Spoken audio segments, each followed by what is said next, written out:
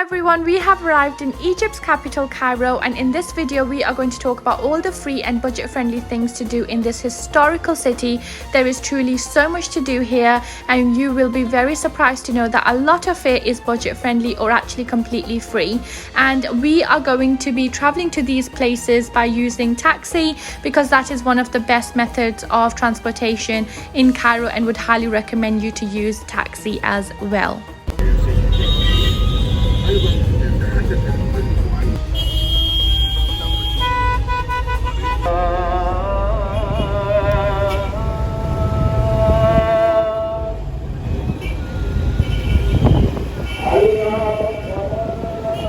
Number one is the Imam Hussein Mosque, which was reconstructed in 1874.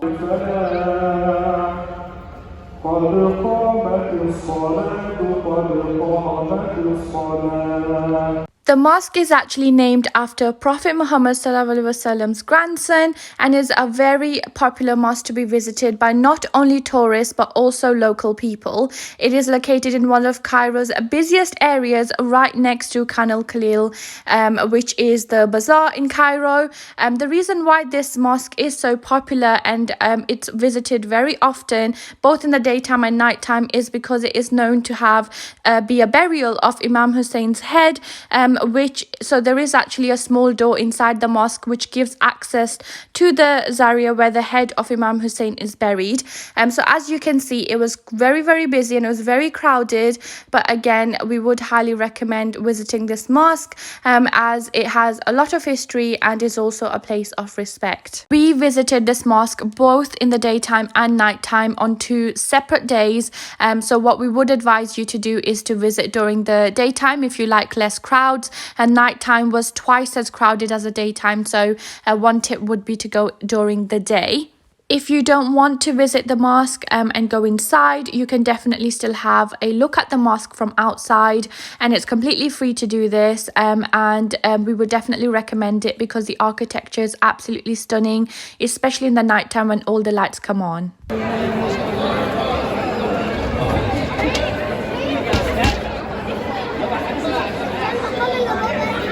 Up next is the Khanqa of Baybars, which was built in 1309 and is a medieval Islamic Cairo accommodation which used to accommodate 400 Sufis and children of the Mamelukes, and it's the oldest Khanqa or hostel in Cairo. So again, another historic site we would definitely recommend you to visit, especially if you're visiting the Imam Hussein Mosque. Up next is the Al-Azhar Mosque, which is just a 5-minute walk from the Imam Hussein Mosque, and it actually has a nickname, the City of 1,000 Minarets, and it was actually built in 970, so again has great history. Moving away from mosques, next up on our list is Tahrir Square. This square is actually the location and the focus for political demonstrations in Cairo since the early 20th century. The 2011 Egyptian revolution and the resignation of president occurred at the Tahrir Square, so again, if you're into history, then definitely visit this square as well. Again, it's free. Up next on our list is a walk by the Nile River. Yes, you can pay a bit of extra money and actually take a boat or have dinner on the boat, but if you're looking for something free to do in Cairo, then no one is really stopping you from having a walk by the famous Nile River.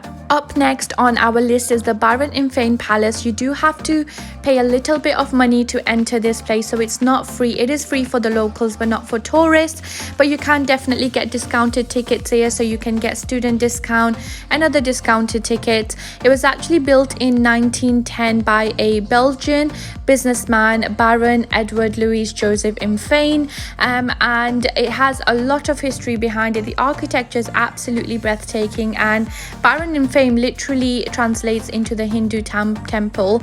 So it was really the only temple we visited in Cairo, and it's actually the oldest Hindu temple in Cairo. So again, Cairo has a lot of history. There's history literally all around you, so it's very interesting.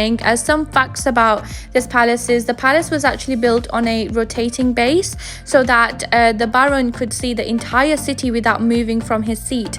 Some people actually claim that the palace had a secret tunnel which connected to the Basilia Church. Another part of this rumor is that Baron had a customized vehicle to take him from one part of the tunnel to another. Another Another rumor is actually that the Baron Palace had an enchanted chamber. The Baron's daughter and sister were not allowed to enter the pink bedroom at the basement of the palace, which is where the door that took him to the tunnel in Basilia was located. Quite a lot of other spooky tales as well, but as you can see here, you do get a rooftop entry as well, where you can see the whole view of Cairo. Up next is Citadel. Now this is another attraction you do have to pay a little bit of money for, but I can guarantee you it is definitely going to be worth the time. This is one of our favorite things that we did in Cairo, and it's quite a hidden gem actually. People often just think of the Muhammad Ali Mosque as one of the things to do in Cairo, but Citadel itself, the entire place, is definitely worth a day trip. It actually has panoramic views of the entire city of Cairo, and as you can see there, you can actually see the pyramids from all the way up here. It truly has so much to do. This was actually Citadel was the seat of government in Egypt and the residence of its rulers for nearly 700 years, from the 13th century to the 19th century. So it was actually built by Salah ad-Din and further developed by subsequent Egyptian rulers. So it has a lot of history again, as does most places in Egypt, as well as the 3 mosques that it has. It's also got multiple museums. There's a historical museum showing how prisoners were kept back in the day, what their cells looked like, but then there's also a military museum that I'll show you in a bit as well. As I said before, there are 3 main mosques here.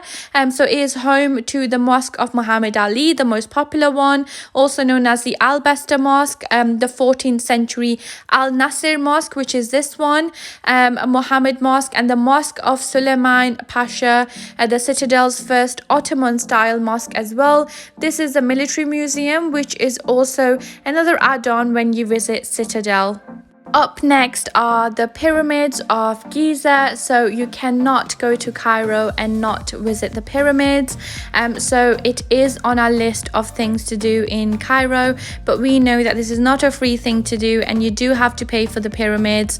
But what we did want to say is that it's actually not bad. We visit most attractions around the world, and it's actually much cheaper compared to other places that we've visited, like in New York, when we visited attractions there, or when we visited Burj Khalifa in Dubai. So it was much cheaper compared to the other main tourist attractions. But yes, I will not go into the history of the pyramids, because I know it's a popular destination, popular tourist destination.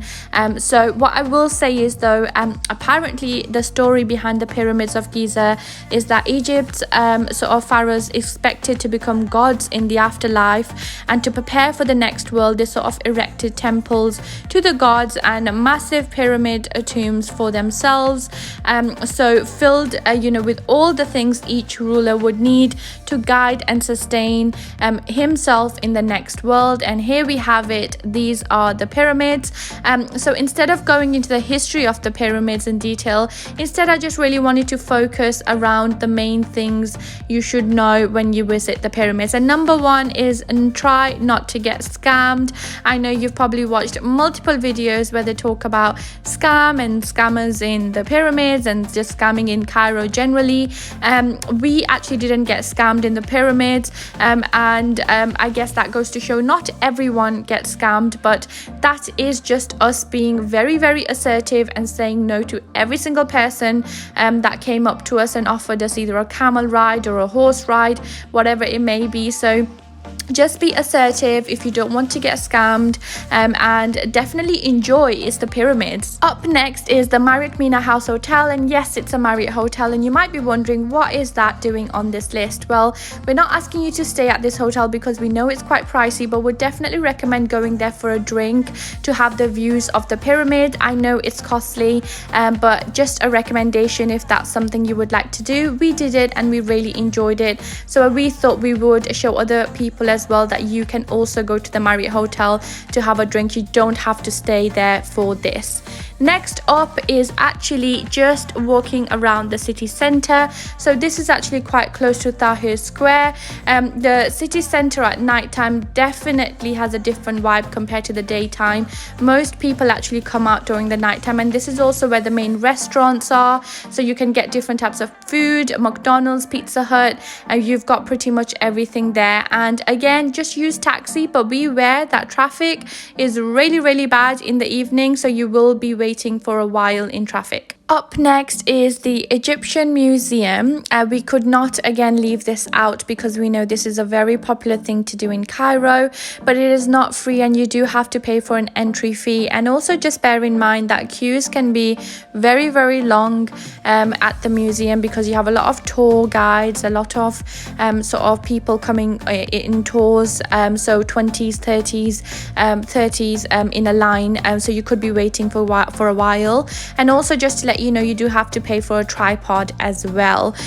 So a bit about the Egyptian Museum. The Egyptian Museum was actually founded in 1858 at Bulaq and then was moved to Giza, and then it actually settled in its present site in downtown Cairo in 1897 to 1902. And for those of you that don't know, that is actually getting relocated again, and they are building a brand new Egyptian Museum which is due to open anytime now, and is actually going to be, or apparently going to be, one of the best museums in the world. So we definitely can't wait until it opens.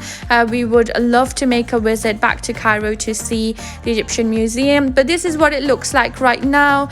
This is actually the oldest archaeological museum in the Middle East, and it actually houses over 170,000 artifacts, and it has the largest collection of pharaonic antiques in the world.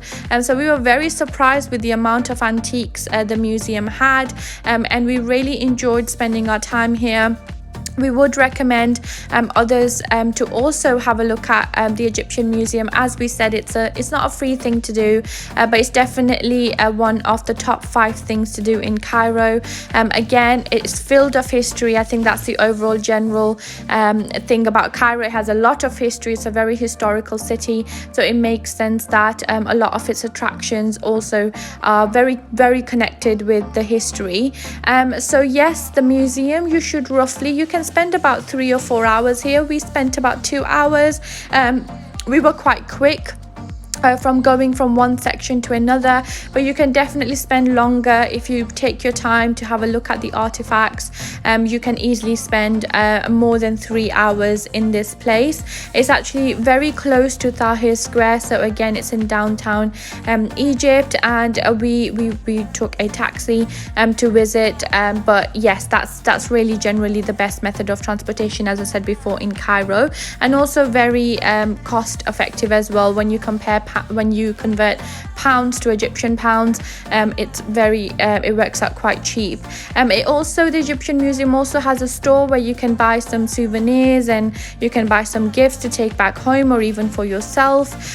So yes, we would recommend visiting the Egyptian Museum as well, and to put it down on your list of things to do in Cairo. And again, just beware of scammers here. People outside will try to act as tour guides and get you to pay them to take you inside the museum, so just be aware of that as a little tip, again, to avoid getting scammed. This is outside the museum. There's a little restaurant and a nice cafe as well for drinks and food. Up next on our list is the very famous bazaar, el-Khalili, dating all the way back to more than 600 years ago and named after its founder, the Mamluk prince and well-known merchant Giza el-Khalili during the Mamluk period in 1400. This place has absolutely everything from clothes, souvenirs, jewelry, food, everything you can think about, you will find it here. It is a very traditional cultural vibe it has, and we would recommend visiting this place during the night time.